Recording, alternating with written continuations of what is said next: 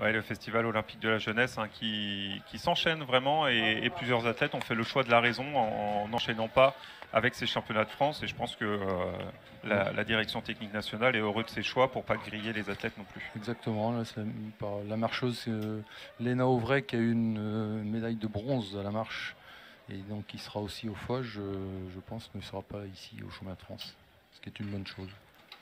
La troisième série du 100 mètres cadette à l'instant sur votre écran. Ouais, plus disputée que les deux précédentes sur le papier. On peut peut-être rappeler que c'est au couloir 4 qu'on a la meilleure performeuse de cette série. C'est la Strasbourgeoise Grangenois. Mais comme on l'a dit et comme l'a dit Vincent, c'est extrêmement disputé entre Grangenois qui devrait l'emporter et à la lutte avec Orlane Démébia de l'Athlé Sud 17 et Jessica Ringuet, la Guyanaise du Roucou. Et encore un chrono sous les 12 secondes, même si le vent a encore soufflé un peu fort dans cette course, plus de 2. Ouais, mais 3 séries sous les 12 secondes déjà, et le vent qui souffle fort, mais qui peut quand même se rapprocher des conditions limites.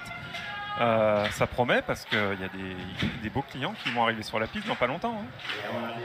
On a parlé lors de l'ouverture de Jeff Ferius et je pense que toute sa génération peut profiter de l'aspiration pour aller chercher des super perfs.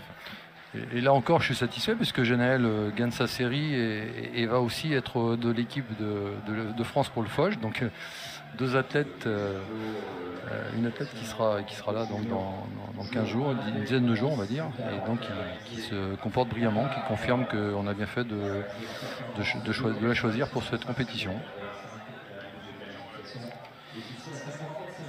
L'équipe de France qui vit bien après Jérusalem et on voit que les performances continuent de suivre, donc c'est heureux et Patrick Gélins qui va nous accompagner pour ce début de retransmission. Athlé TV, pour les jeunes et pour leurs familles, c'est une vraie plus-value et ça permet à tout le monde de pouvoir suivre, même quand on ne peut pas se déplacer à l'autre bout de la France.